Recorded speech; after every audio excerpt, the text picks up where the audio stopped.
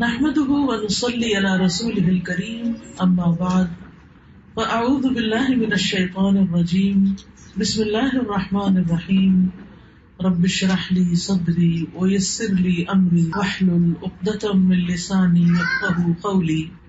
سورۃ الملک مکی سورت ہے، یعنی مکہ میں نازل ہوئی، 30 آیات ہیں اس کی، اور ترتیب کے لحاظ سے اس کا نمبر 67 ہے۔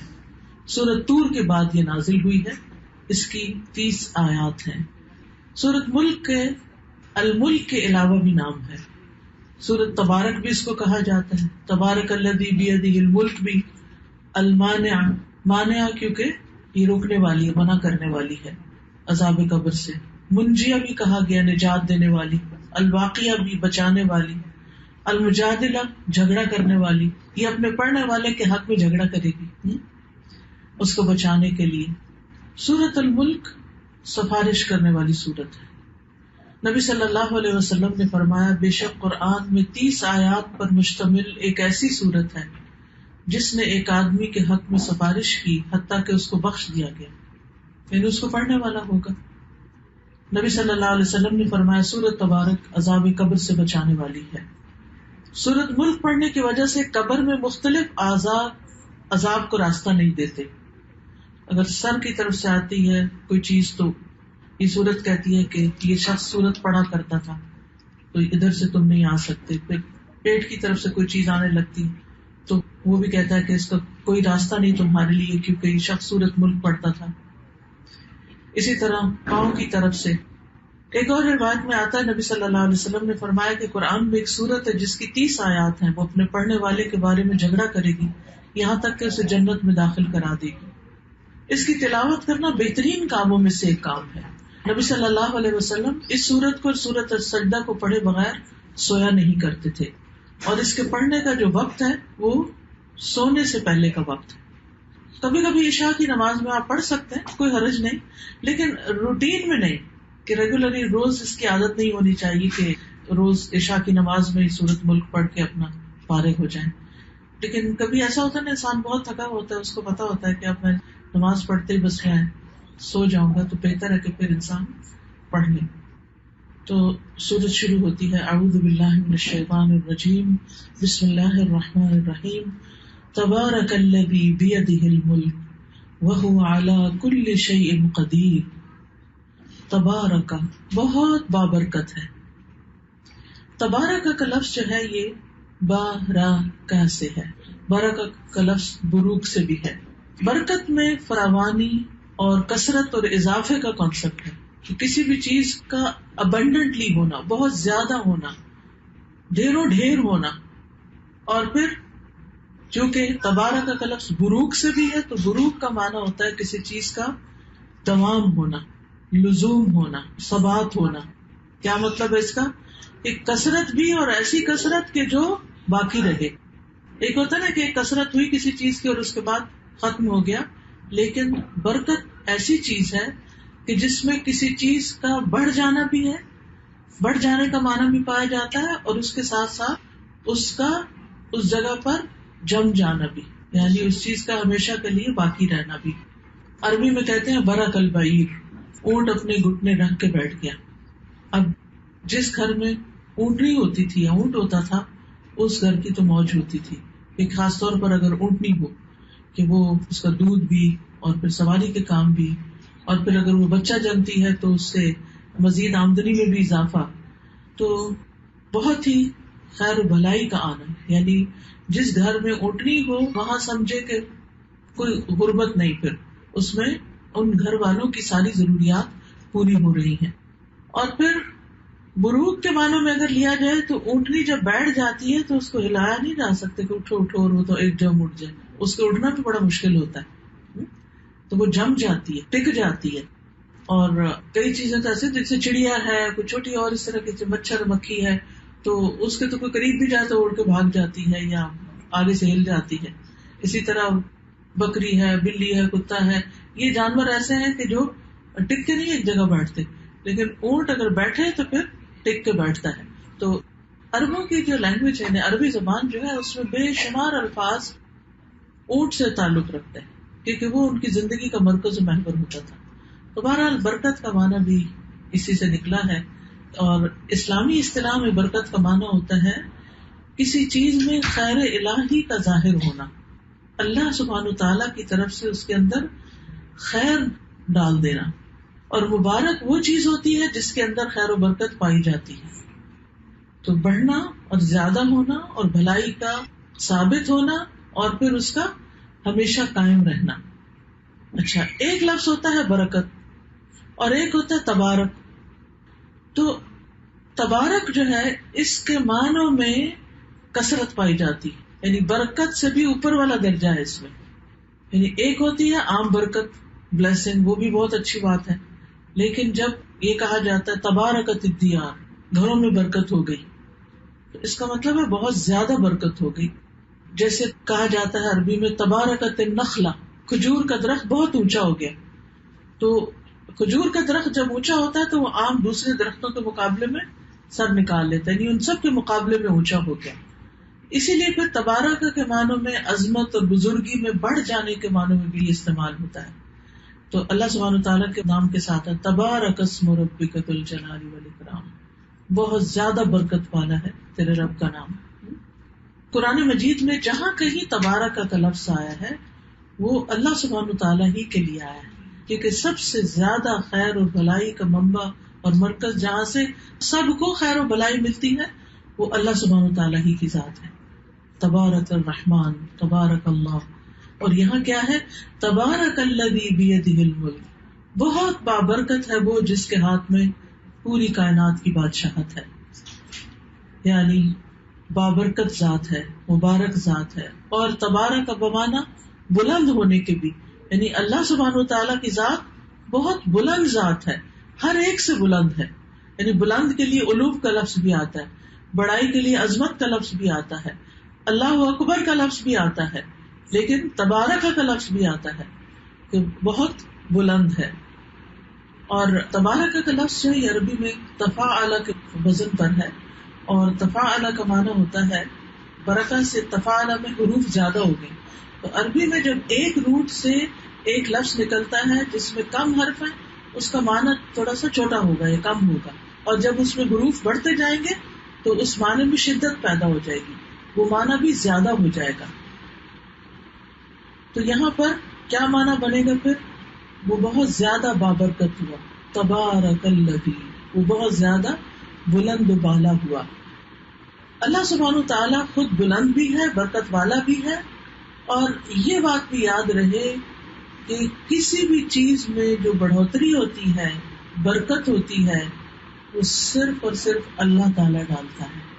یہ کانسیپٹ ہمارے ذہن میں اچھی طرح واضح ہونا چاہیے. ہم انسانوں کو کہہ رہے ہوتے ہیں کہ یو بلیس اس، نہیں، انسان نہیں کسی کو بلیس کر سکتے، یہ اللہ کی ذات ہوتی ہے جو بلیس کرتی ہے. یہ چیز واضح ہونی چاہیے. یعنی اللہ سبحانہ تعالیٰ برکت دینے والا بھی ہے، اور کسی چیز کے اندر اگر برکت ہے تو ڈالنے والا بھی اللہ ہی ہے. جیسے عیسیٰ علیہ السلام نے اپنے بارے میں فرمایا تھا وَجَعَلَنِي مُبَارَكًا أَيْنَمَا كُنتُ، اس نے مجھے مبارک بنایا ہے میں جہاں کہیں بھی ہوں. عیسیٰ علیہ السلام مبارک تھے، ان کے اندر برکت تھی، لیکن وہ ڈالی کس نے؟ اس کا سورس کیا ہے؟ اللہ سبحانہ تعالیٰ. اسی طرح جتنے بھی انبیاء علیہ السلام ہیں اور جتنے بھی نیکی کے کام ہیں یا خیر و بھلائی کی چیزیں ہیں، ان سب کے اندر برکت اللہ سبحانہ تعالیٰ کی طرف سے آتی ہے. ان چیزوں کو اللہ تعالیٰ مبارک بنا دیتا ہے اور وہ بندوں کے فائدے کی ہو جاتی ہے. اسی طرح اب ایک سوال یہ پیدا ہوتا ہے کہ کیا بزرگوں سے برکت لی جاتی ہے؟ نہیں، صرف انبیاء علیہ السلام سے لی جا سکتی ہے. جیسے نبی صلی اللہ علیہ وسلم کے بالوں اور برتنوں وغیرہ سے صحابہ کرام برکت حاصل کرتے تھے، اور نبی صلی اللہ علیہ وسلم کی ہر چیز میں برکت ڈالنے والا دراصل اللہ سبحانہ تعالیٰ تھا. لیکن عام بندے جو ہیں، یعنی عام نیک بندے جو ہیں، ہم یہ نہیں کہہ سکتے کہ ان سے میں برکت لے لوں یا اس سے برکت لے لوں. وہ برکت اللہ سبحانہ تعالیٰ ہی پہنچاتا ہے. اور بخاری میں صحیح حدیث میں آتا ہے کہ البرکۃ من اللہ، کہ برکت اللہ کی طرف سے ہوتی ہے. جیسے آل ابو بکر کے بارے میں فرمایا گیا کہ لقد بارک اللہ للناس فیکم، کہ اے آل ابو بکر تمہیں اللہ تعالیٰ نے لوگوں کے لیے باعث برکت بنا دیا. اچھا، اس سے کیا پتہ چلتا ہے کہ بعض لوگ بابرکت ہوتے ہیں، ان کے اندر برکت ہوتی ہے، وہ ڈالی اللہ میں ہوتی ہے، لیکن وہ کون ہوتے ہیں؟ جن سے دوسروں کو خیر اور بھلائی پہنچتی ہے. یہ یاد رکھیے، جن سے دوسروں کو خیر پہنچتی ہے، بھلائی پہنچتی ہے. اسی لیے شادی کے موقع پر، عید کے موقع پر کوئی حج کرے، ہم کیا دعا دیتے ہیں؟ مبارک ہو، یعنی اللہ سبحانہ تعالیٰ اس میں بہت خیر و برکت ڈالے، اور یہ جو بچہ آپ کو نصیب ہوا ہے یا عید کا دن نصیب ہوا ہے، یہ جو بھی، اس میں آپ کی خیر و بھلائی میں اضافہ ہو جائے. یعنی یہ کانسیپٹ ہوتا ہے. جب کسی کی شادی ہوتی ہے تو ہم کہتے ہیں بارک اللہ لک، بارک اللہ علیکما، بارک اللہ فیکم. اور یہ دعا جو ہے یہ نظر سے بھی بچاتی ہے. یہ جو نظر لگ جاتی ہے، ہمارے یہاں عام طور پر کانسیپٹ ہے کہ جب نظر سے بچنے کے لیے بس ماشاء اللہ کہہ دینا کافی ہے. ماشاء اللہ کافی نہیں، وہ تو اللہ تعالیٰ کی تعریف ہو گئی. اس بندے کو جس کو اللہ نے کوئی خیر و بلائی دی ہے، اس کو دعا دینی چاہیے کہ اللہ تمہیں اس میں برکت دے، یعنی یہ خیر تمہارے اندر باقی رہے. ابھی ہم نے دو معنی پڑھے تھے نا، کیا؟ ایک خیر و بلائی کا زیادہ ہونا اور ایک اس کا جم جانا. یعنی اللہ نے کسی کو دوسروں کے مقابلے میں خیر و بلائی زیادہ تو دی، لیکن ایسا نہ ہو کہ نظر بد کی وجہ سے وہ رخصت ہو جائے. تو جب برکت کی دعا دیتے ہیں تو اس کا مطلب یہ ہوتا ہے کہ یہ خیر و بلائی، برکت اس کے اندر باقی رہے اور اس سے یہ فائدہ اٹھاتا رہے. اور ہمیں اپنے گھر میں، مال میں، اولاد میں، ہر چیز میں برکت کی دعا کرنی چاہیے، کیونکہ اللہ جس کو چاہے اس کو برکتیں عطا کر سکتا. اسی طرح حدیث سے ہمیں یہ بھی پتہ چلتا ہے البرکۃ مع اکابرکم، برکت تمہارے بڑوں کے ساتھ ہے. یعنی جس گھر میں بڑے بزرگ ہوتے ہیں وہ گھر برکت والے ہوتے ہیں. تو اب اس میں یہ ہے کہ بڑوں کے ساتھ کیوں برکت ہے؟ بات یہ ہے کہ بڑے سے مراد صرف عمر میں بڑا ہونا نہیں ہوتا، اس سے مراد علم میں بڑا ہونا بھی ہوتا ہے، تجربے میں بڑا ہونا، عقل سمجھ میں بڑا ہونا. تو قدرتی بات ہے، جس کے پاس علم زیادہ ہوگا اس سے دوسروں کو رہنمائی ملے گی، برکت ہو گئی. جس کے پاس تجربہ زیادہ ہے، حکمت ہے، عقل ہے، سمجھ ہے، تو اس سے بھی کیا ہوگا؟ دوسروں کو خیر و بھلائی ملے گی. تو اس لیے انسان کو ایسے لوگوں کی کمپنی کا حریص ہونا چاہیے. پھر اسی طرح کسی کے بارے میں کیا یہ کہہ سکتے ہیں کہ یہ شخص بڑا مبارک ہے؟ ہاں، اگر اس سے انسان کو کوئی فائدہ پہنچتا ہے تو ہم یہ کہہ سکتے ہیں کہ اس کے آنے سے بڑی برکتیں ہوئی ہیں. اس کا یہ مطلب نہیں وہ اس نے کچھ پیدا کر دیا ہے، وہ تو اللہ نے اس کو جو نعمتیں دی ہیں اس نے ان نعمتوں سے دوسروں کو فائدہ پہنچایا ہے، جس کی وجہ سے اس کا آنا بیٹھنا وہ بابرکت ہو گیا. تو مخلوق میں جب ہم برکت کی بات کرتے ہیں تو وہ ان کے اندر پائی جانے والی خیر ہوتی ہے. برکت کیا ہے؟ خیر ہوتی ہے جو اللہ تعالیٰ کسی کو عطا کر دیتے ہیں اور پھر اللہ تعالیٰ اس خیر کو باقی رکھتے ہیں.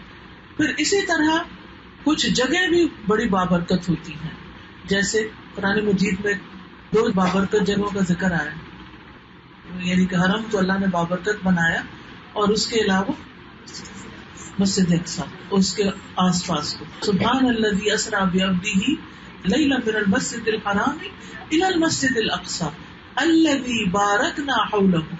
تو اس زمین میں برکتیں ہیں، وہ زمین کا اپنا کوئی کمال نہیں ہے، اللہ تعالیٰ اس کو اپنی طرح منسوب کرتے ہیں. بارکنا حولہ، ہم نے اس کے اندر برکتیں ڈالی ہیں اس کے آس پاس کی جگہ پر. تو اللہ سبحانہ و تعالیٰ جہاں چاہے، جس بندے میں چاہے برکت ڈال دے، جس گھر میں چاہے برکت ڈال دے، جس کھانے میں چاہے برکت ڈال دے، جس زمین میں چاہے برکت ڈال دے. تو اس میں آپ دیکھیے کہ بعض لوگ تھوڑا بھی کھاتے ہیں تو ان کو بہت اچھی طرح لگ جاتا ہے، اللہ ان کے تھوڑے میں برکت ڈال دیتا ہے اور وہی ان کی پوری غذائیت کے لیے کافی ہو جاتا ہے. اور بعض لوگ بہت بھی کھاتے ہیں. جب یہ کہتے ہیں نا مال حرام میں برکت نہیں ہوتی، تو اس کا یہ مطلب ہوتا ہے کہ اس سے کوئی خیر نہیں ملتی انسان کو. وہ بہت بھی ہوتے ہوئے اس میں کوئی خوشی نہیں ہوتی، کوئی سکون چین نہیں ہوتا. نام میں تو نہیں ہوتی، نام برکت بھی رکھ سکتے ہیں ویسے، کیونکہ اچھے لفظوں سے نام رکھنے میں تو کوئی حرج نہیں ہے. عبداللہ بن مبارک بھی نام تھا. مبارک یعنی اس کا مطلب کیا ہوتا ہے کہ اللہ ان کے اندر برکت ڈال دے، ان کے اندر خیر و بھلائی ہو. تو فرمایا تبارک الذی بیدہ الملک، بہت بابرکت ہے وہ جس کے ہاتھ میں ساری بادشاہت، یعنی حقیقی مالک، حقیقی بادشاہ صرف اور صرف اللہ سبحانہ و تعالیٰ ہی ہے. ملک یملک ملکن و ملکن کا معنی ہوتا ہے حکومت کرنا، یعنی سارے اختیارات اور سارا کنٹرول صرف اور صرف اللہ کے ہاتھ میں ہے. آسمانوں کی بادشاہت بھی اور زمین کی بھی بادشاہت کا اصل مالک اللہ سبحانہ و تعالیٰ ہے. اور ہر چیز کا، ہماری جان، ہمارے مال، ہماری اولاد، ہمارے پاس تو یہ ساری چیزیں کیا ہیں؟ امانتیں ہیں. اصل مالک کون ہے؟ اللہ ہے. جو شخص یہ مان جاتا ہے نا کہ اصل تو اللہ کا ہے سب کچھ، پھر کوئی چیز آتی ہے یا جو جاتی ہے یا اللہ تعالیٰ دینے کے بعد لے بھی لیتا ہے، تو پھر انسان اس پر ناراض نہیں ہوتا، پریشان نہیں ہوتا، کیونکہ وہ کیا سمجھتا ہے کہ میں تو اس کا مالک ہی نہیں تھا، اس کا تو جو مالک ہے اس نے لے لی، تو اس میں ناراضگی کی بات ہی نہیں ہے. ہاں ہم اس کی جدائی پر غمگین ہوتے ہیں، دکھی ہوتے ہیں، لیکن اصل بات یہ ہے کہ اس کا حقیقی مالک اللہ سبحانہ تعالیٰ ہی ہوتا ہے. تو مومن کا یہ ایک یقین ہے کہ زمین و آسمان کی ساری چیزیں اللہ ہی کی ہیں، سارے خزانے اس کے پاس ہیں. قل اللہم مالک الملک تؤتی الملک من تشاء وتنزع الملک ممن تشاء وتعز من تشاء وتذل من تشاء بیدک الخیر انک علی کل شیء قدیر. کہہ دیجئے اے اللہ بادشاہی کے مالک، تو جسے چاہے بادشاہی دیتا ہے اور جس سے چاہے بادشاہی چھین لیتا ہے، جسے چاہے عزت دیتا ہے، جسے چاہے ذلیل کر دیتا ہے. تیرے ہی ہاتھ میں ہر بھلائی ہے، بے شک تو ہر چیز پر پوری طرح قادر ہے. تو یاد رکھیے یہاں دنیا میں جس کے پاس جو بھی کوئی اختیار ہے نا، وہ بڑا وقتی اور عارضی ہے، وہ تھوڑے دن کی بات ہے اور اس پر بھی اس کے لیے ایک امتحان ہے. لیکن ہر چیز الٹیمیٹلی اللہ سبحانہ تعالیٰ کی طرف لوٹ کے جانے والی ہے. قیامت کے دن کا بھی مالک وہی ہوگا. اللہ سبحانہ تعالیٰ ساری زمین کو مٹھی میں لے گا، آسمانوں کو اپنے دائیں ہاتھ میں لپیٹے گا، فرمائے گا میں بادشاہ ہوں، زمین کے بادشاہ کہاں ہیں. جب انسان یہ چیز سمجھ لیتا ہے کہ ہر چیز کا مالک اللہ ہے، تو پھر انسان کا طرز عمل کیا ہوتا ہے؟ کوئی بتائے گا آپ میں سے؟ انسان کے اندر عاجزی آتی ہے. کتنا بھی انسان کے پاس ہو، مال ہو، دولت ہو، اولاد ہو، کوئی اتھارٹی ہو، کوئی بڑی سے بڑی جاب ہو، کچھ بھی ہو، انسان سوچتا ہے کہ اللہ جب چاہے یہ لے بھی سکتا ہے مجھ سے، میرے پاس امانت ہے، میں نے اس کو اچھے سے استعمال کرنا ہے، میں نے اس کا حق ادا کرنا ہے، اس کو پا کے تکبر نہیں کرنا، میں نے بڑا نہیں بننا، بڑا تو وہی ہے جو اصل مالک ہے، میں تو اس کے حکم کے مطابق اس کو صرف استعمال کرنے کے لائق ہوں. اور پھر سارے اختیارات، یعنی کہ ہمارے پاس اختیار مثلاً تھوڑی دیر کے اختیار اپنی زبان پہ، اپنے ہاتھوں پہ، اپنے پاؤں پہ، لیکن اس میں بھی آپ دیکھیں کہ کیسے ہم بعض اوقات بے اختیار ہوتے ہیں، اپنی بات بھول جاتے ہیں، وہ پتہ نہیں وہ یاد ہی نہیں آ رہی، بھائی رٹی ہوئی تھی وہ بات کدھر گئی. یہ ہے ہمارا اختیار. اللہ کا اذن نہ ہو تو ہمیں اپنی باتیں خود ہی بھول جاتی ہیں، ذہن میں لفظ پھر رہا ہوتا ہے، زبان پہ نہیں آتا، کرتے کرتے کام ایسا ذہن سے نکلتا ہے کہ بالکل ہی بھول جاتے ہیں. تو جن چیزوں پہ ہمارا اختیار ہے بھی، تو وہ بھی کلی نہیں ہے، وہ بھی بہت محدود اختیار ہے، بہت لمیٹڈ اختیار ہے، بہت وقتی ہے، بہت تھوڑی دیر کا ہے. تو اس لیے یہ آپ نے بالکل صحیح بات کی کہ جب انسان یہ یقین کر لیتا، مان لیتا کہ ملک اللہ کے ہاتھ میں، اختیار اللہ کے ہاتھ میں، تو پھر انسان کے اندر عاجزی پیدا ہوتی ہے. حقیقت یہ ہے کہ ہر چیز ہی تو اللہ کے ہاتھ میں ہے. اللہ سبحانہ تعالیٰ ایک حدیث قدسی میں فرماتے ہیں اے میرے بندو تم سب گمراہ ہو سوائے اس کے جسے میں ہدایت دوں، بس تم مجھ سے ہدایت مانگو میں تمہیں ہدایت دوں گا. اے میرے بندو تم سب بھوکے ہو سوائے اس کے جسے میں کھلاؤں، تم مجھ سے کھانا مانگو میں تمہیں کھلاؤں گا. اے میرے بندو تم برہنہ ہو سوائے اس کے جسے میں پہناؤں، تم مجھ سے لباس مانگو میں تمہیں پہناؤں گا. تم سب دن رات گناہ کرتے ہو میں سارے گناہوں کو بخشتا ہوں، تم مجھ سے بخشش مانگو میں بخش دوں گا. تم کبھی مجھے نقصان پہنچانے کی طاقت نہیں رکھو گے کہ نقصان پہنچا سکو، نہ کبھی مجھے فائدہ پہنچا سکتے ہو کہ فائدہ پہنچا سکو. اے میرے بندو اگر تمہارے پہلے پچھلے جن و انس سب اس آدمی کے دل کی طرح ہو جائیں جو سب سے زیادہ تقوی والا ہے، تم میری سلطنت میں کچھ بھی اضافہ نہیں کر سکتے. اور اگر وہ سب سے بدکار انسان کی طرح ہو جائیں تو میری سلطنت میں کچھ کمی نہیں کر سکتے. اے میرے بندو، اگر تمہارے پہلے پچھلے جن انسان ایک صاف چٹیل میدان میں کھڑے ہو کر مجھ سے مانگنے لگے اور میں ہر ایک کو اس کی مانگی ہوئی چیز عطا کر دوں، پھر بھی میرے خزانوں میں کوئی کمی نہیں ہوگی مگر اتنی جتنی سمندر میں سوئی ڈبو کے باہر نکالنے سے کمی ہوتی ہے، یعنی کچھ بھی نتھنگ. اے میرے بندو، یہ تمہارے اعمال ہیں جنہیں میں تمہارے لیے گن گن کے رکھ رہا ہوں، شمار کر رہا ہوں، پھر میں تمہیں ان کا پورا پورا بدلہ دوں گا. تو جو آدمی بہتر بدلہ پائے وہ اللہ کا شکر ادا کرے، اور جو بہتر بدلہ نہ پائے وہ اپنے ہی نفس کو ملامت کرے. تو اس سے کیا پتہ چلتا ہے کہ ہماری ساری ضروریات پوری کرنے والا وہ ہے جس کے ہاتھ میں ساری بادشاہت ہے. اگر ہمارا حق کسی بندے کے پاس ہے نا، وہ نہیں دے رہا، تو اس کا بھی مالک اللہ ہے، وہ دلوا سکتا ہے ہمیں. تو مضبوط کون ہے؟ جو اللہ کو پکارتا ہے. مضبوط کون ہے؟ جس کی مدد اللہ کرتا ہے. اس لیے کبھی بھی اپنے آپ کو کم نہ سمجھا کریں. اگر آپ کو یہ توفیق حاصل ہو جائے کہ آپ ہر چیز اپنے رب سے مانگیں، چھوٹی سے چھوٹی چیز، اور یہ آپ کا 24/7 کا کنیکشن اپنے رب سے بن جائے. اور یہ ایمان کا اعلیٰ درجہ ہوتا ہے کہ انسان کا دل ہر وقت اپنے رب کے ساتھ جڑا ہوا ہو. اور جب یہ کیفیت ہوتی ہے تو پھر انسان کی پریشانیاں ختم ہوتی ہیں، کیونکہ وہ اپنی ساری پریشانیاں، اپنی ساری چیزیں اپنے رب کے سپرد کر دیتا ہے کہ رب یہ میرے تو بس کی بات نہیں ہے، تو تیرا معاملہ ہے، تو جانے، تیرا کام جانے، تو کر سکتا ہے، مجھے تو چاہیے کہ تو کروا کے دے. اور اس سے دعاؤں میں بھی یقین آتا ہے. جب انسان کو یہ پتا ہو، اس کا یہ ٹرسٹ ہو کہ میں اس رب سے بات کر رہا ہوں جس کے پاس سب کچھ، جو سب کچھ کر سکتا ہے. اب دیکھیے ایک چھوٹا بچہ ہوتا ہے نا، تو اس کے نزدیک اس کی ماں کیا ہوتی ہے کہ وہ کیا کر سکتی؟ سب کچھ کر سکتی. میری امی کو سب کچھ آتا ہے، جب تک ہوش نہیں آتی بچے کو. پھر جب بڑے ہوتے تو کیا کہتے ہیں؟ آپ کو کچھ نہیں آتا، یو ڈونٹ نو. تو جب اس کو یہ ہوتا ہے نا کہ میری ماں کو سب کچھ آتا ہے، تو پھر اس کے اندر کتنا کانفیڈینس ہوتا ہے. چھوٹی سی لڑائی ہو بہن بھائی، جا کے ماں کو بتا کے آگے بس معاملہ حوالے ہو گیا اس کے، اور پھر دوبارہ آ جاتا ہے اپنے کام پہ. تو اسی طرح جس انسان کو یہ یقین ہو جائے کہ میرا رب سب کچھ ہی کر سکتا ہے، وَهُوَ عَلَى كُلِّ شَيْءٍ قَدِيرٌ، اور وہ ہر چیز پر قدرت رکھتا ہے، تو پھر آپ سوچئے ایسا شخص کیا کبھی مایوس ہو سکتا ہے؟ ایسا شخص کبھی پریشان ہو سکتا ہے جس کا اس بات پر ایمان ہو کہ تبارک الذی، ساری خیر و بلائی ہے ہی اللہ کے پاس، سب سے بڑا وہی ہے، سب کے پیشانی کے بال اور سب اس کے کنٹرول میں، اور وہ ہر چیز میں پوری قدرت رکھتا ہے. اس یقین اور ایمان کے ساتھ بیٹھ کے دعا کیا کریں. لوگ طرح طرح کے وظیفے پوچھتے ہیں اور بتاتے ہیں، اس آیت کو وظیفہ بنا لیں. جب آپ کمزور پڑنے لگے، جب آپ بے بس محسوس کرنے لگے، اور ویسے تو آپ ہر روز ہی رات کو پڑھتے ہیں، آپ میں سے ماشاء اللہ بہت سارے ہاتھ کھڑے ہوئے تھے کہ آپ رات کو پڑھتے، لیکن پتا ہم پڑھتے کیسے؟ آنکھیں بند ہوتی ہیں اور ساتھ پڑھ رہے ہوتے ہیں کہ ٹک کرنا ہے نا، نمبر لگانے کہ آج کی رات بھی پڑھ لیا. تو اس وقت ہم یہ سوچے لے کے سوئیں تو پھر خواب کیسے آئیں گے؟ پریشان کرنے والے. تو پھر صبح اٹھ کے بے چین رہیں گے کہ اتنا پریشان کن خواب آیا، پتہ نہیں کیا کروں. انشاءاللہ جب آپ اس یقین کے ساتھ سوئیں گے میرا رب تو سب کچھ کر سکتا ہے.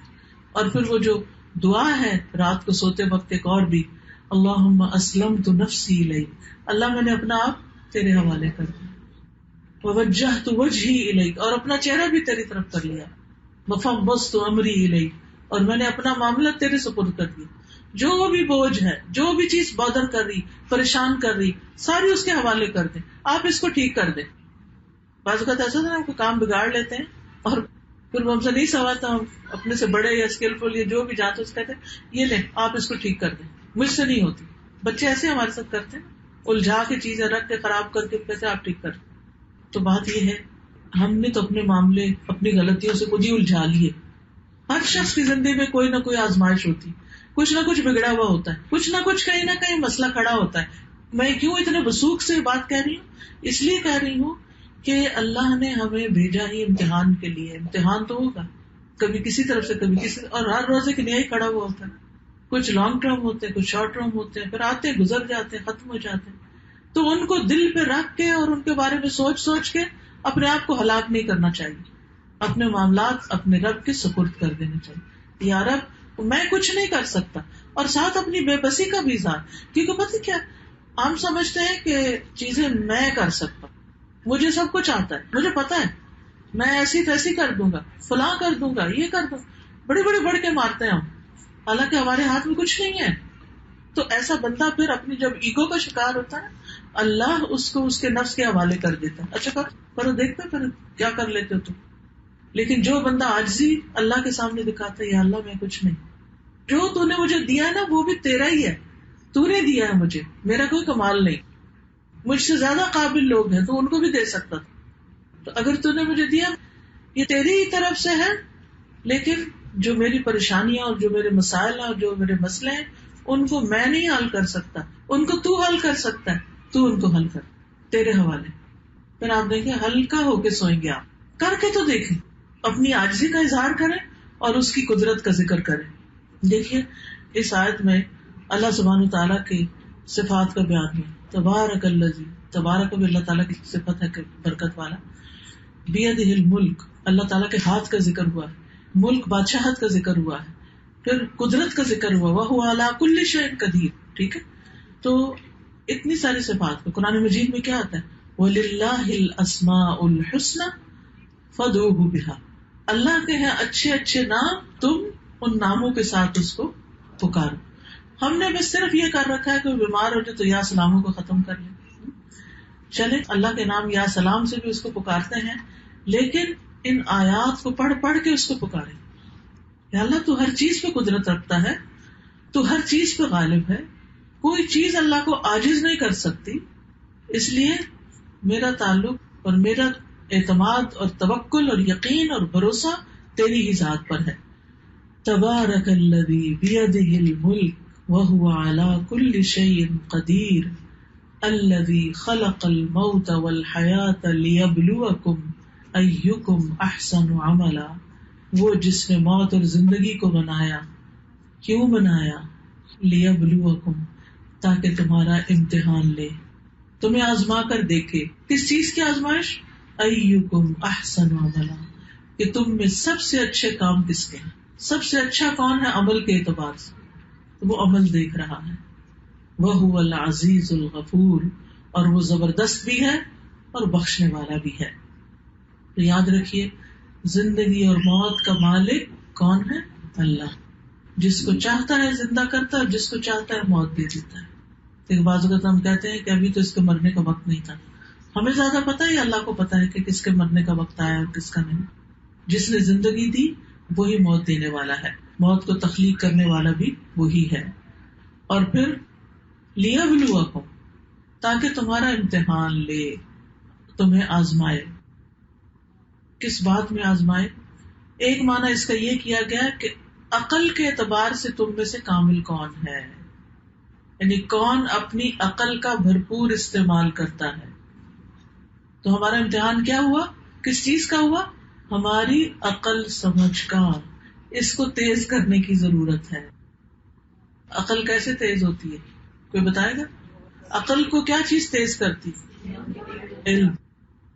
علم سے، ٹھیک ہے، اس کو چمکاتے جائیں، سیکھتے جائیں. مسلمان کو کب تک سیکھنا ہوتا ہے؟ سال 2 سال، مرتے دم تک، قبر تک، آخری دن تک. تو اس لیے امتحان کیا ہے کہ ہم میں سے سب سے زیادہ اپنی عقل سمجھ، یہ کامن سینس جو ہے یہ کون استعمال کرتا ہے. دوسرا معنی ایکم ازہد فی الدنیا، تم میں دنیا سے سب سے زیادہ بے رغبت ہونے والا کون ہے.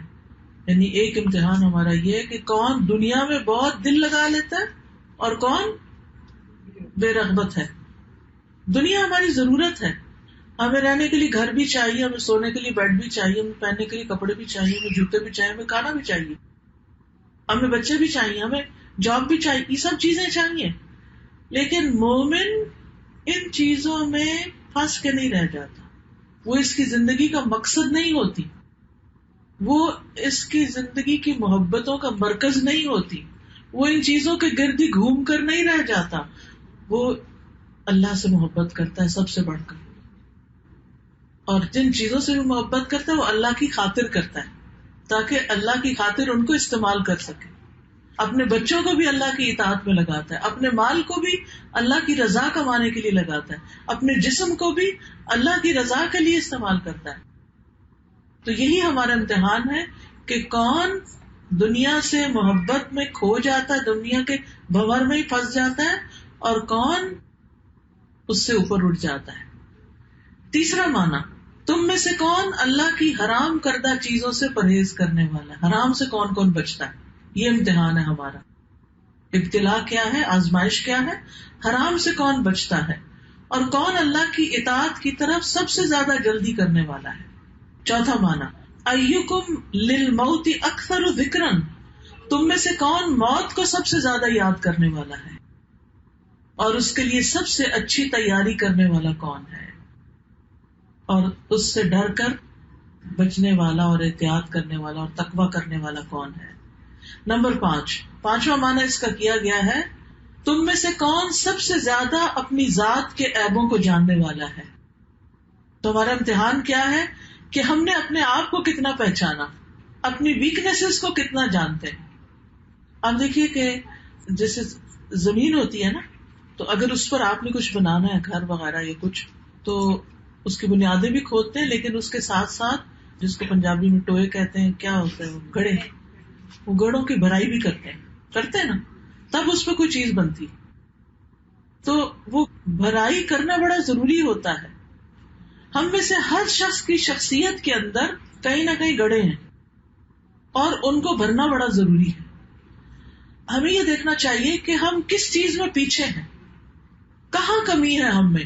کیا ہم روحانی طور پہ کمزور ہیں، جسمانی طور پہ کمزور ہیں، جذباتی طور پہ کمزور ہیں، علمی اعتبار سے کمزور ہیں؟ ہماری کمزوری کہاں ہے، کیا کمزوری ہے؟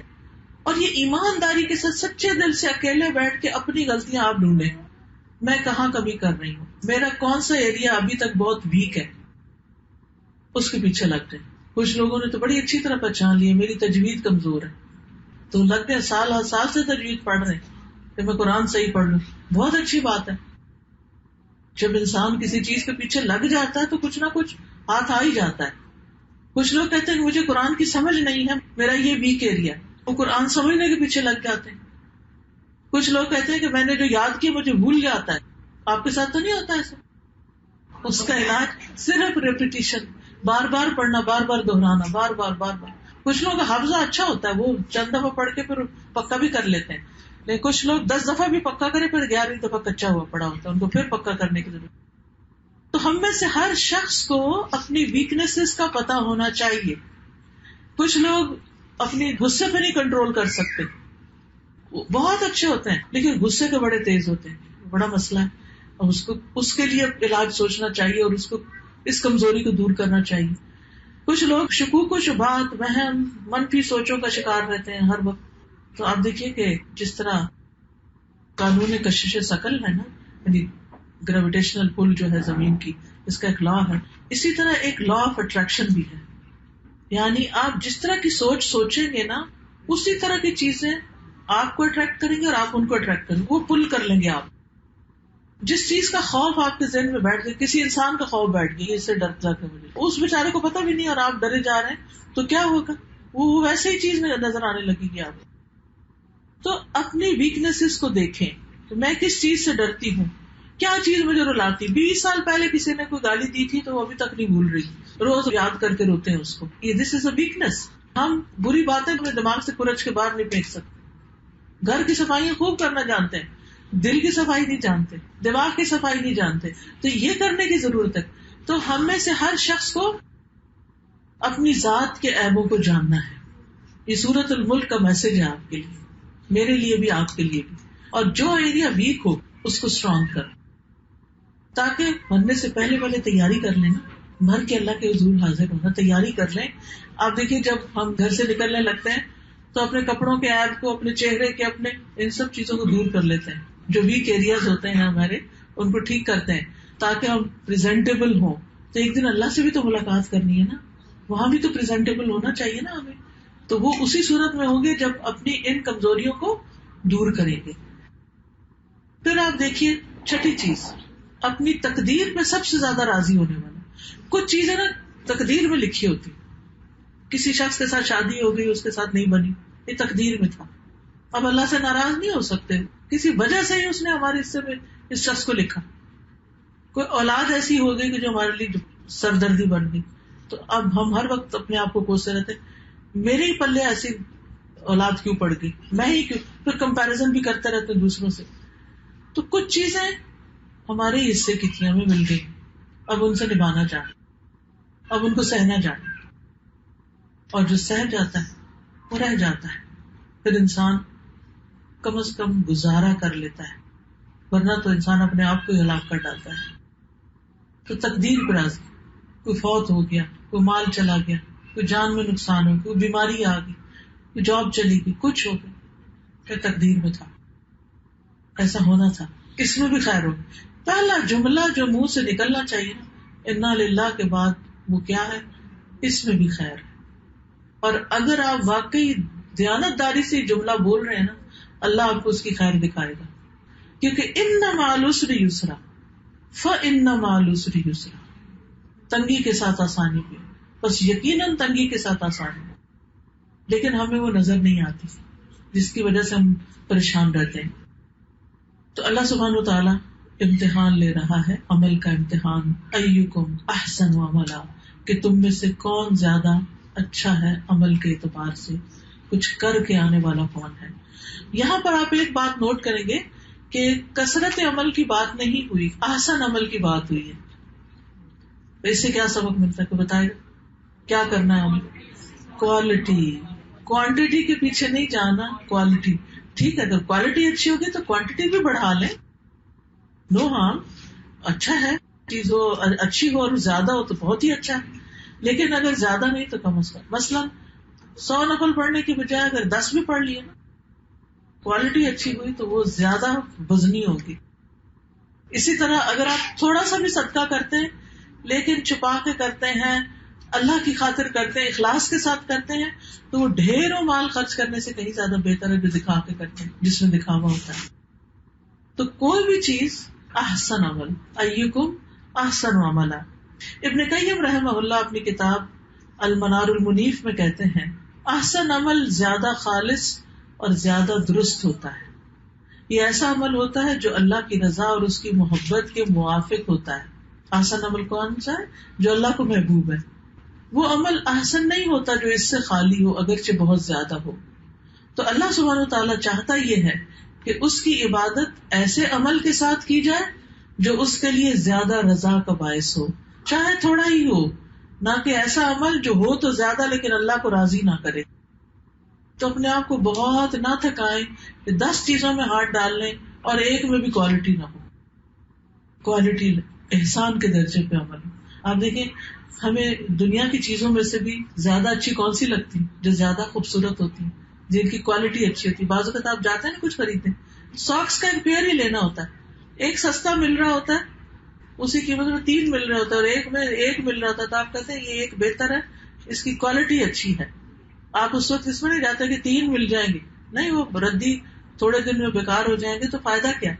تو کوالٹی، دنیا میں بھی ہم ہر چیز کے اندر کوالٹی دیکھتے ہیں، تو عمل میں بھی کوالٹی. اب یہ چند کی ورڈز ہیں، جب سورۃ الملک پڑھیں، برکت، ملک، قدرت، احسن عمل، امتحان، یہ چھوٹی چھوٹی چیزیں، اور اس میں اپنے آپ کا جائزہ لیتے جائیں تو انشاءاللہ قرآن پہ غور و فکر بھی ہوتا جائے گا اور ریمائنڈر بھی ملتے جائیں گے خود کو.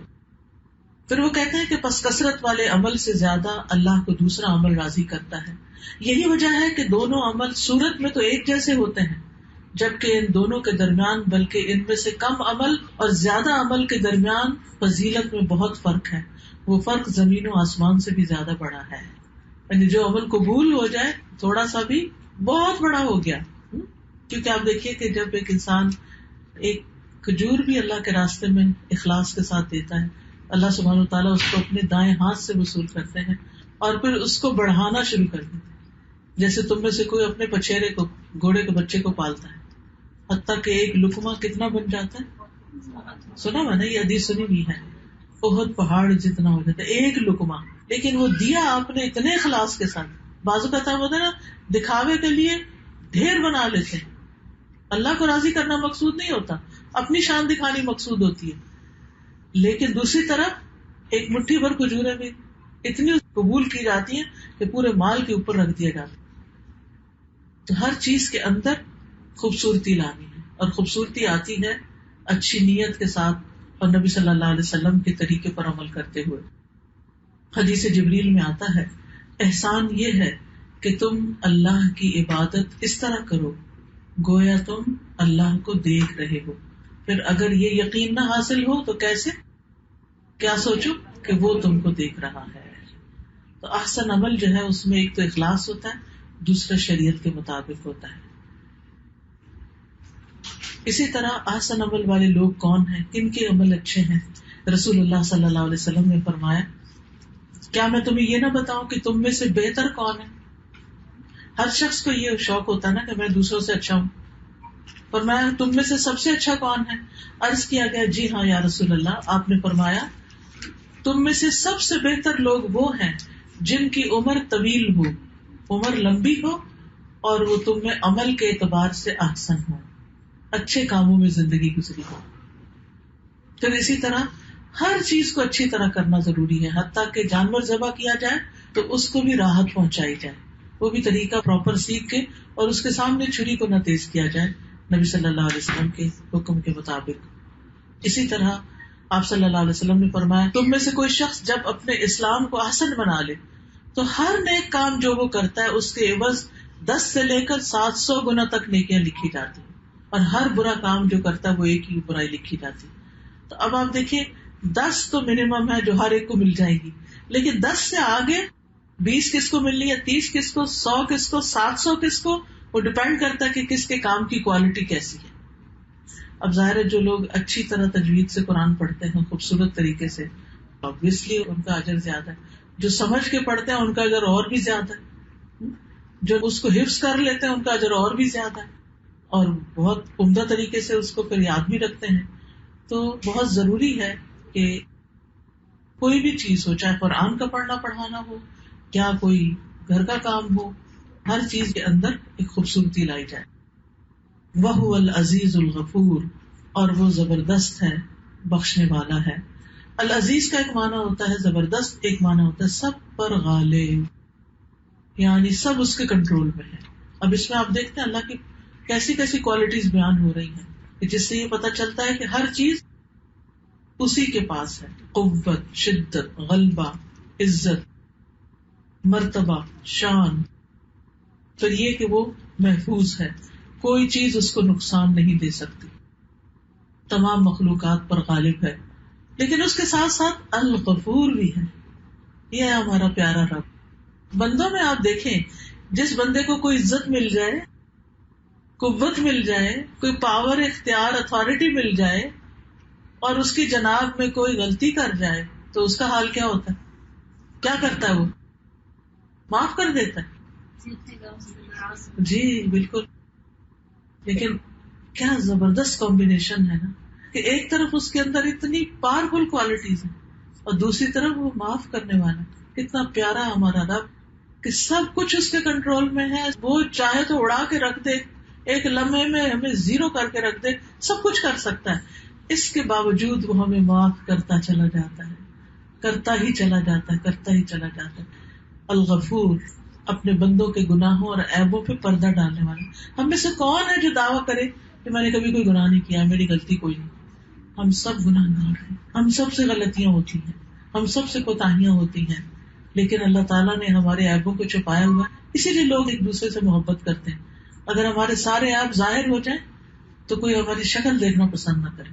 لیکن اللہ سبحانہ وتعالیٰ سب کچھ دیکھتے ہوئے، صرف ظاہر نہیں، اندر کا، دل کا حال بھی، ہماری سوچوں کو، ہماری نیتوں کو، ان سب کو بھی دیکھتے ہوئے پھر ہمیں معاف کرتا رہتا ہے اور ہمارے اوپر پردہ ڈالتا رہتا ہے. اور الغفور فعول کے وزن پر مسلسل درگزر کرتا ہے، ہر آن ہر لمحہ درگزر کر رہا ہے، تبھی تو جی رہے ہیں، ورنہ تو در لیے جاتے. اور پھر خصوصاً گناہ گاروں کے لیے غفور، یعنی جو گناہ کر لے اس کو معاف کرنے والا.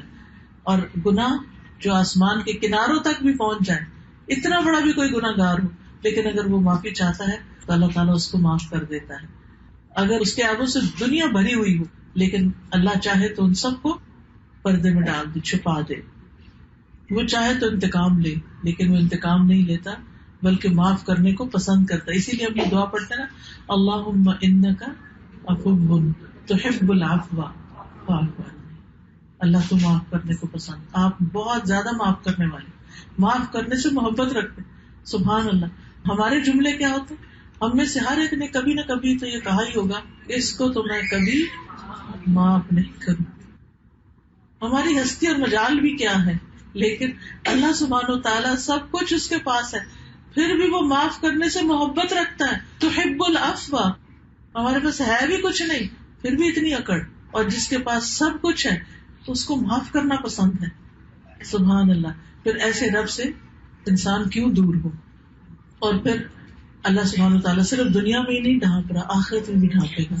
حدیث میں آتا ہے کہ بے شک اللہ تعالیٰ مومن کو اپنے قریب کریں گے قیامت کے دن, اس پر اپنی چادر ڈال کر اسے لوگوں کی نگاہوں سے چھپا لیں گے.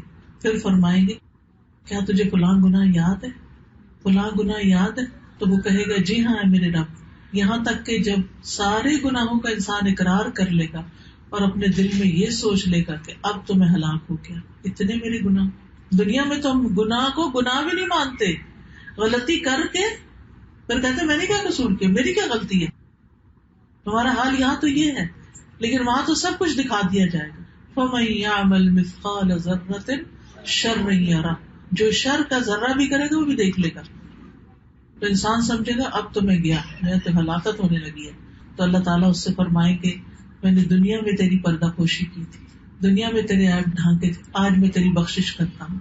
پھر اسے اس کی نیکیوں کا نامہ اعمال دے دیا جائے گا, گناہ معاف کر دیے جائیں گے, صاف کر دیے جائیں گے, اور نیکیاں اس کو دے دی جائیں گی. اسی لیے اللہ سبحانہ وتعالیٰ فرماتے ہیں قل یا عبادی الذین اسرفوا علی انفسہم لا تقنطوا من رحمۃ اللہ ان اللہ یغفر الذنوب جميعا انہ هو الغفور الرحیم. کہہ دیجیے اے میرے بندو جنہوں نے اپنی جانوں پہ زیادتی کی ہے, اللہ کی رحمت سے نا امید نہ ہو. بے شک اللہ سب کے سب گناہ بخش دیتا ہے, بے شک وہی تو بے حد بخشنے والا نہایت رحم کرنے والا ہے.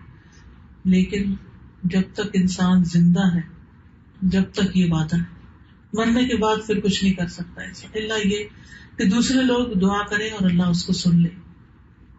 اللہ سبحانہ و تعالیٰ کے لیے کچھ مشکل نہیں, جتنے چاہے گناہ ہو اللہ تعالیٰ سب کو معاف کر سکتا ہے. الذی خلق سبع سماوات, اب اللہ سبحانہ و تعالیٰ کی قدرت اور پاور کی اور بات کی جا رہی. وہ رب ہے جس نے 7 آسمان بنائے. بتاؤ دنیا والوں نے کیا بنایا, جن کی بڑائی کے تم گن گاتے ہو, جن کو تم بڑی چیز سمجھتے ہو, انہوں نے کیا بنایا؟ ایک چند عمارتیں بنا لی تو تم مروب ہو رہے, جہاز بنا لیے تو اس سے مروب ہو رہے. انسان اپنی ڈسکوریز پر پراؤڈ فیل کرتا ہے, لیکن وہ اپنے رب کو بھول جاتا ہے جس نے 7 آسمان تخلیق کیے. پھر اللہ کی قدرت اور طاقت کا ذکر ہے, اور یہ 7 آسمان پراپرلی 7 آسمان, یہ 7 ایٹماسفیئر لیئرز نہیں ہے کوئی, یہ آسمان ہے جن پر نبی صلی اللہ علیہ وسلم نے معراج کے موقع پر دیکھا تھا, ان کو مختلف انبیاء کو مختلف آسمانوں پر. الذی خلق 7 سماوات طباقا, ایک کے اوپر ایک ہے. ما تری فی خلق الرحمن من تفاوت, تم رحمان کی تخلیق میں کسی قسم کا کوئی تفاوت نہیں دیکھو گے, کوئی ڈسکریپنسی نہیں دیکھو گے. فرجع البصر, پھر نگاہ دوبارہ دیکھ لو, بے شک پھر دیکھو. هل تری من فطور, کیا کوئی رخنا, کوئی درز, کوئی دراڑ نظر آئی؟ اگر اپنی چھت کو اگر ہم غور سے دیکھنے لگے, جو کہ اکثر ہم دیکھتے ہی ہیں نا, جب لیٹتے ہیں کہیں نہ کہیں کچھ نہ کچھ دکھ رہا ہوتا ہے, یہ ٹھیک نہیں, روز دیکھتے یہ ٹھیک نہیں, کرتے کچھ نہیں لیکن دیکھتے ضرور ہیں, اور سارا اچھا چھوڑ کے اسی کے اوپر نظر ہوتی ہے, یہاں سے خراب ہو گیا. لیکن اللہ سبحانہ وتعالیٰ چیلنج کرتے ہیں کہ دیکھو آسمان کو, وہاں تمہیں کچھ بھی خرابی نظر نہیں آئے گی. فطور, کوئی فطور کے 4 معنی کیے گئے ہیں. پہلا یہ کہ تمہیں کوئی کٹی ہوئی جگہ نظر نہیں آئے گی, تمہیں کوئی خلل نظر نہیں آئے گا, کچھ پھٹا ہوا نہیں ہوگا, کوئی کمزوری نظر نہیں آئے گی. اس سے کیا بات پتہ چلتی ہے؟ اللہ سبحانہ وتعالیٰ کی طاقت اور عظمت اور حکمت اور اس کے کمال کا پتہ چلتا ہے کہ اس کے ہر کام کے اندر پرفیکشن ہے. ہم پرفیکشن انسانوں میں تلاش کرتے ہیں اور پھر کہتے ہیں اس نے یہ کر دیا, اس نے وہ کر دیا, اس لیے میں دین سے دور جا رہی ہوں. فلاں چونکہ اس کا اخلاق اچھا نہیں تو میں بھی اب مسجد نہیں آ رہی, فلاں شخص جو ہے وہ اس نے یہ دھوکہ دیا تو اب میرے دین کی طرف نہیں آنا. اکثر تو یہ عذر لنگ بیان کر رہے ہوتے ہیں نا لوگوں کے رویے کی وجہ سے. لوگوں کو مت دیکھو، دین لوگوں کا نہیں ہے، دین اللہ کا ہے، دین آسمان اور زمین والے کا ہے. اس کی تخلیق میں کوئی خلل نہیں ہے، وہاں کوئی نقص نکال کے دیکھو، وہاں کوئی نقص نہیں ہے. تو اس لیے اللہ سے دور نہ جاؤ. فَفِرُّوا إِلَى اللَّهِ، اللہ کی طرف دوڑو، اللہ سے نہیں دوڑو، اللہ کی طرف چلو. پھر اللہ سبحانہ وتعالیٰ اپنی تخلیق کے اور نمونے بتاتا ہے. وَلَقَدْ زَيَّنَّا السَّمَاءَ الدُّنْيَا بِمَصَابِيحَ، ہم نے آسمان دنیا کو ستاروں سے، چراغوں سے آراستہ کیا ہے. وَجَعَلْنَاهَا رُجُومًا لِلشَّيَاطِينِ، اور ہم نے انہیں شیاطین کو مار بگانے کا ذریعہ بنایا ہے. وَأَعْتَدْنَا لَهُمْ عَذَابَ السَّعِيرِ، اور ہم نے ان کے لیے بھڑکتی ہوئی آگ کا عذاب تیار کر رکھا ہے. حقیقت یہ کہ ستارے بھی اللہ کی نشانیوں میں سے ایک بہت بڑی نشانی ہے. انسانوں نے ان کے بارے میں جتنی بھی اسٹڈیز کی ہیں لیکن ان کی پوری حقیقت کا علم نہیں، کیونکہ ستاروں تک انسان پہنچ جو نہیں سکا. یہاں ستاروں کے کام بھی بتا دیے گئے، لیکن سب سے بڑی بات یہ کہ اللہ سبحانہ تعالیٰ نے ہمارے لیے جو خوبصورت آسمان سجایا ہے، دن کو دیکھے تو بادل ہیں، رنگ ہیں، شفق کے رنگ ہیں، خود آسمان کا اپنا رنگ ہے. یہ سب کچھ، یہ جو پیچھے احسان کی بات ہوئی نا، اور یہاں اللہ سبحانہ تعالیٰ کے کاموں میں احسان، تو اس کو دونوں کو ریلیٹ کریں. اللہ سبحانہ تعالیٰ کی چیزوں میں تمہیں رکھنا نظر نہیں آئے گا، خوبصورتی نظر آئے گی. تم اپنے عمل دیکھو کیسے کرو، ان میں بھی خوبصورتی لاؤ. ان اللہ جمیل یحب الجمال، اللہ خوبصورت ہے، خوبصورتی کو، جمال کو پسند کرتا ہے. تو اس لیے بہت ضروری ہے کہ ہم قرآن جب پڑھیں تو دیکھتے جائیں کہ ہمارا رب کیا نہیں. رب کی پہچان قرآن کے بغیر نہیں ہوتی. اگر رب کو پہچاننا ہے تو قرآن میں غور و فکر چاہیے. اور جتنا جتنا ہمیں اللہ تعالیٰ کی صفات کا پتہ چلتا جاتا ہے اتنی اتنی اس سے محبت ہوتی جاتی ہے، اتنا پھر اس کی عبادت میں لذت آتی، اتنا انسان اس کو یاد کرتا ہے، اور جتنا اس کو یاد کرتا ہے پھر دنیا کے غم بھولتے چلے جاتے ہیں. اور اگر اللہ سے تعلق ٹھیک نہ ہو تو کوئی چیز ٹھیک نہیں ہوتی. اس لیے بہت ضروری ہے کہ ہم اللہ تعالیٰ کو پہچانیں. پھر فرمایا وَلِلَّذِينَ كَفَرُوا بِرَبِّهِمْ عَذَابُ جَهَنَّمَ وَبِئْسَ الْمَصِيرُ، اور ان لوگوں کے لیے جنہوں نے کفر کیا، اپنے رب کا انکار کیا، ان کے لیے جہنم کا عذاب ہے، تو بڑا برا ٹھکانہ ہے. اس آیت کو پڑھ کے دل کانپتا ہے. آج کتنے ہی مسلمان گھرانوں کے بچے ہیں جو اپنے رب کا انکار کر رہے ہیں. کتنا بھیانک انجام. یہ کوئی کھیل نہیں ہے. وَلِلَّذِينَ كَفَرُوا بِرَبِّهِمْ عذاب جہنم وبئس المصیر اذا القوا فیها سمعوا لها شہیقا وهي تفور، جب وہ اس میں ڈالے جائیں گے تو وہ اس کے دھاڑنے کی آواز سنے گی اور وہ جوش مار رہی ہوگی. یعنی شہیق کا مطلب ہوتا ہے گدھے کی آوازوں کی طرح چنہاڑنے والی آواز. یعنی جہنم میں آگ جلنے کی جو آواز ہے وہ بھی بڑی خوفناک ہوگی، بہت تکلیف دہ ہوگی. اور پھر تکاد تمیز من الغیظ، قریب ہے کہ غصے سے پھٹ پڑے.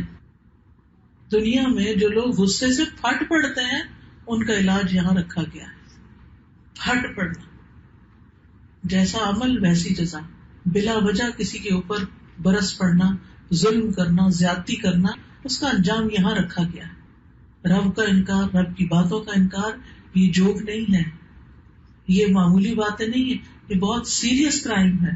اور اس سیریس کرائم کے لیے کوئی دنیا کی جیل نہیں بھی تو آخرت کی جہنم سے ڈرنے کی ضرورت ہے.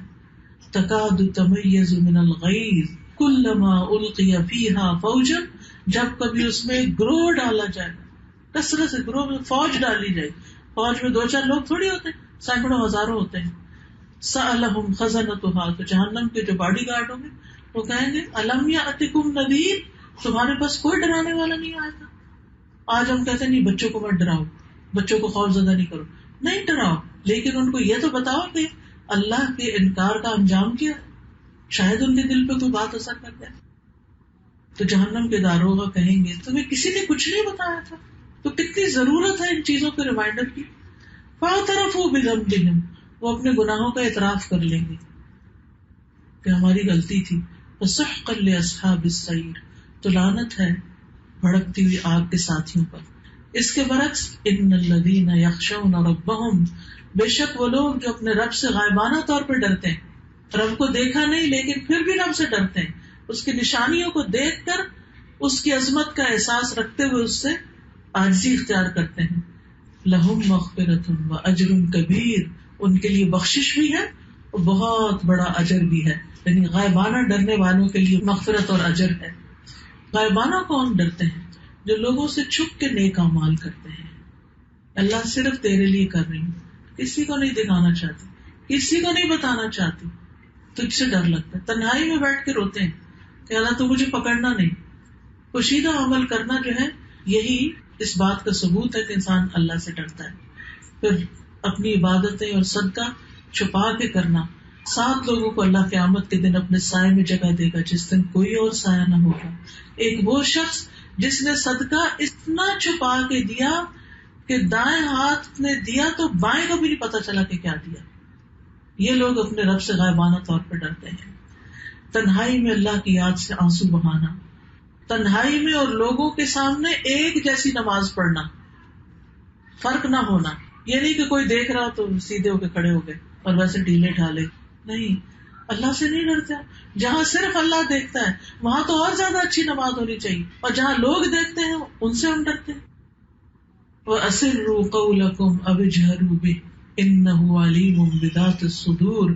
اپنی بات چھپا کے کرو یا کھلم کھلا کرو، اونچی آواز میں کرو یا وسپر کرو، وہ تو سینوں کے بید بھی جانتا ہے، اس سے کچھ نہیں چھپتا. اس لیے اپنا معاملہ اس کے ساتھ کرو. الا یعلم من خلق وهو اللطیف الخبیر. کیا وہ نہیں جانے گا جس نے پیدا کیا اور وہ تو باریک بین بڑی خبر رکھنے والا ہے، وہ تو سب کچھ جانتا ہے. تو یہاں ایک رکوع ختم ہو جاتا ہے. سبحانک اللہم وبحمدک اشہد ان لا الہ الا انت استغفرک واتوب الیک. السلام علیکم ورحمۃ اللہ وبرکاتہ.